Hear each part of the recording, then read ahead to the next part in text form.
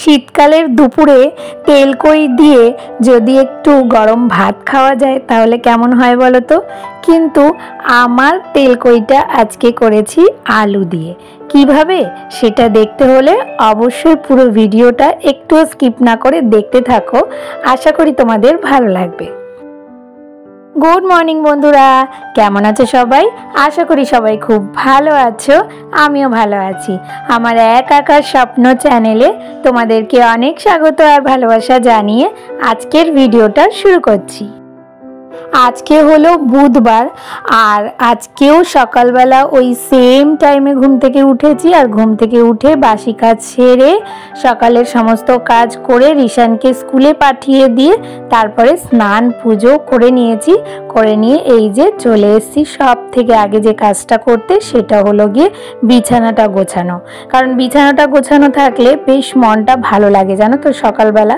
তো সেই জন্য সব থেকে আগে আজকে এই কাজটা দিয়েই শুরু করলাম। তো এই যে বালিশগুলো সব ঢুকিয়ে রেখে দিচ্ছি।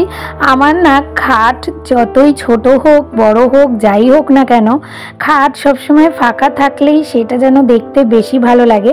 তো সেই জন্য আমি খাটের বক্সের জায়গাটা না একটু সামনের দিকটা ফাঁকা রেখেছি, যাতে ওখানে আমি বালিশ বা চাদর যেগুলো আমরা গায়ে দিই সেগুলো রেখে দিতে পারি। হয়তো একটু কষ্ট হয়, দুপুরবেলা বার করতে হয়, রাত্রিবেলা বার করতে হয়, কিন্তু পুরো খাটটা সারাদিন যে পরিষ্কার থাকে সেটা দেখতে আমার খুব ভালো লাগে। তো যাই হোক, ওইদিকে বিছানাটা গুছিয়ে নিয়ে সোজা চলে আসলাম রান্নাঘরে। আর আজকে একটা বড় কাজ করছি প্রথমেই, সেটা হলো গিয়ে গোলা রুটি। এই গোলা রুটি করতে না অনেকটা টাইম লাগে জানো তো। তো আজকে রিশানকে সকালবেলা গোলা রুটি করে দিয়ে দিয়েছি ওকে। তো তারপরে আর করা হয়নি। তারপরে স্নান করে উঠে এই যে এখন আবার আমাদের জন্য বাদবাকি গোলা রুটিগুলো করছি। তো একদিকে গোলা রুটি করছি আর আরেকদিকে করছি মাছ ভাজা। আর আগের দিন তো তোমাদেরকে দেখালামই যে যেন কই মাছ নিয়ে এসছে। তো সেই জন্য আজকেই না কই মাছটা করে নিলাম। কারণ কি বলতো, আমার কই মাছ খেতে খুব ভালো লাগে। তো সেই জন্য লোভ সামলাতে পারলাম না বলতে পারো। তো সেই জন্য আজকেই কই মাছটা করে নিচ্ছি। তো এইদিকে দেখো গোলা রুটিগুলো আমার সবকটা কমপ্লিট হয়ে গেছে।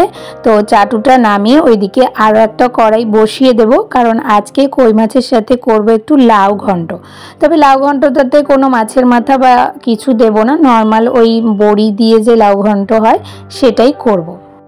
তবে সিম্পল হলেও ওর মধ্যে লাস্টে যে জিনিসটা দেব না, সেটা পুরো লাউ ঘন্টটাকে হিট বানিয়ে দেয়। তো সেটা কি অবশ্যই দেখতে থাকো পুরো ভিডিওটা, তাহলেই বুঝতে পারবে। তো এইদিকে লাউ ঘন্টর জন্য বড়িগুলো ভেজে নিচ্ছি। আর ওইদিকে বললাম না কই মাছটা আলু দিয়ে করব, তো সেই জন্য ওইদিকে আলুগুলো আগে ভেজে নিয়ে তারপরে ওর মধ্যে তেল আর একটু বেশি করে দিয়ে একটুখানি জিরে ফোড়ন দিয়ে তারপরে ওর মধ্যে আদা বাটা, রসুন বাটা, কাঁচা লঙ্কা বাটা, নুন, হলুদ, জিরের গুঁড়ো, কাশ্মীরি লঙ্কার গুঁড়ো, টমেটো দিয়ে ভালো করে মশলাটাকে কষিয়ে নেব। আর ওর মধ্যে না আমি কোনো পেঁয়াজ দিইনি, পেঁয়াজ ছাড়াই কিন্তু আমি কই মাছটা করব। অনেকে পেঁয়াজ দিয়েও করে, কিন্তু আমার না পেঁয়াজ ছাড়া এইভাবে তেলকই খেতে খুব ভালো লাগে, শুধুমাত্র আদা রসুন বাটা দিয়ে দারুণ টেস্ট লাগে।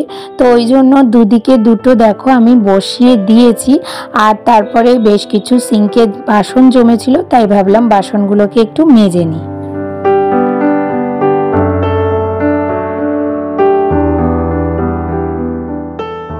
তো কড়াইতে মশলা দিয়ে এরকম করে ঢেকে রেখে দিলে না খুব সুন্দর তেল ছেড়ে যায়। দেখো কি সুন্দর তেল ছেড়েছে। বিশেষ করে যেসব রান্নায় আদা রসুন লঙ্কা বাটা দেওয়া হয় সেই সব মশলাগুলো, নর্মালি জিরে গুঁড়ো বা নিরামিষ যেসব রান্নাগুলো হয় সেগুলোর মশলা অত কষাতে লাগে না, কিন্তু আদা রসুন কাঁচা লঙ্কা বাটাটা একটু ভালো করে কষিয়ে নিলে, একটু ভাজা ভাজা হলে তার স্বাদ কিন্তু খুব ভালো হয়, দ্বিগুণ বেড়ে যায়। তো যাই হোক, মশলাটা কষে গেলে তারপরে এই যে আমি এক এক করে আলুগুলো দিয়ে দিলাম। আর আলুগুলো দিয়ে এবার একটুখানি আবার কষিয়ে নেব। নর্মালি তেলকইতে কেউ আলু দেয় না, কিন্তু আমার না খুব ভালো লাগে। এই আলুগুলোর টেস্ট এত ভালো লাগে না, দারুণ টেস্ট লাগে। তো সেই জন্য আমি মাঝে মাঝে যখন করি, এক এক সময় আলু ছাড়াও করি, কিন্তু এই আলু দিয়ে খেতে না খুব ভালো লাগে। আর এই ঝোলের আলুটার টেস্টটাও খুব বেশি হয়, মানে মাংসের আলুর টেস্ট যেমন লাগে সেই রকম ঠিক টেস্টটা লাগে। মানে আমার মতো বা আমার পরিবারের মতো যারা মাংসের আলু খেতে খুব পছন্দ করো, তারা এরকম তেলকইতে আলু দিয়ে দেখবে, আর লম্বা লম্বা করে একটু মোটা মোটা আলুগুলো দেবে, তাহলে খেতে দারুণ টেস্ট লাগে। তো যাই হোক, মশলার মধ্যে আলুগুলো দিয়ে ভালো করে কষিয়ে নিয়ে তারপরে ঝোল দিয়ে দিয়েছি। আর ঝোলটা ফুটে গেলে তারপরে এই যে কই মাছগুলো দিয়ে দিলাম। আর তারপরে এটাকে এখন আলুগুলো সিদ্ধ হওয়ার জন্য একটু ঢেকে রেখে দেব। আর ওইদিকে আজকে লাউটা না আমি প্রেশার কুকারে সিটি দিইনি, তো সেই জন্য খুব একটা ভালো করে না সিদ্ধ হয়নি। প্রেশার কুকারে দিলে ভালো সিদ্ধ হয়ে যায়, তাই জন্য হতে না একটু টাইম লাগছে।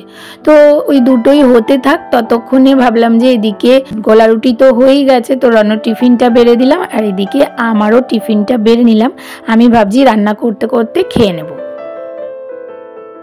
তো এই দেখো, লাউ ঘন্টটা আমার কিন্তু হয়ে গেছে। আর এটার লাস্টে আমি কি দিয়েছি বলো তো? দিয়েছি বেশি করে একটু ধনে পাতা। যদি এরকম সিম্পল নিরামিষ লাউ ঘন্ট করা হয় না, তাহলে যদি লাস্টে একটু ধনে পাতা দিয়ে দেওয়া যায় তাহলে টেস্টটা দারুণ লাগে। আর আমার মতো যারা ধনে পাতা খেতে ভালোবাসো, তারা একবার এটা দিয়ে দেখবে, দারুণ টেস্ট লাগে। আর এদিকে দেখো, কই মাছটাও কিন্তু আমার হয়ে গেছে, তবে এর মধ্যে আমি আর গরম মশলা দিতে পারিনি, কারণ গরম মশলাটা আমার শেষ হয়ে গেছে। তো সেই জন্য ধনেপাতাই ছড়িয়ে দিয়েছি। আর দুটোরই আমি ভিডিও করেছিলাম, কিন্তু আমার স্টোরেজ ফুলের জন্য দেখলাম যে ভিডিওটা আর হয়নি। তো যাই হোক, এদিকে আমার আলু দিয়ে তেলকই কিন্তু একদম রেডি। আর জানো তো, রান্নাটা নামিয়েই আমি সোজা রিশানকে আনতে চলে গেছিলাম, কারণ রিশানকে আনার টাইম হয়ে গেছিলো। তো এই যে এখন রিশানকে এনে তারপরে এখানে যে জামা কাপড়গুলো কাচার আছে, তো সেগুলোই আর কি মেশিনে দিয়ে দিচ্ছি।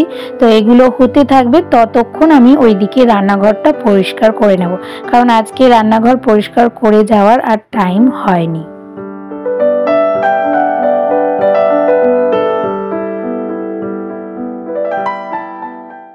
আর আজকে তোমাদেরকে বললাম না যে রিশানকে সকালবেলা টিফিনে গোলা রুটি দিয়ে দিয়েছিলাম, তো সেই জন্য ভাবছি কি যে এখন ওকে ফলটা দিয়ে দিই, কারণ দুপুরবেলা ভাত খেয়ে ফল খেতে গেলে না শুতে দেরি হয়ে যায়।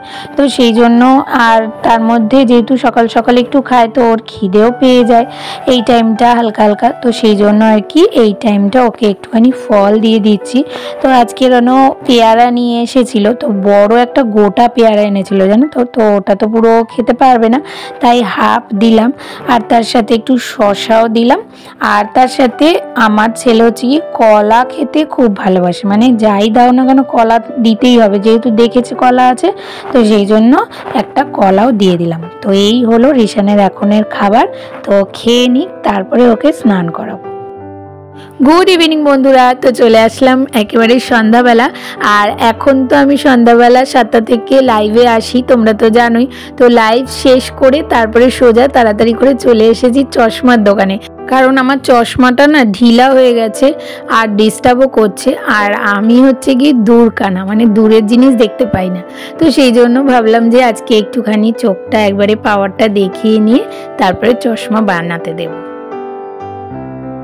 আর আজকে না সকালবেলা রনো অনেক সবজি এনে দিয়েছিল, তো সেগুলো সকালে আর গোছানোর টাইম পাইনি। তো ভেবেছিলাম সন্ধ্যাবেলায় বসে বসে গোছাবো, আর যে কটা পারবো সবজি কেটেও রেখে দেবো, কারণ সবজি কেটে রেখে দিলে আমার খুব সুবিধা হয়।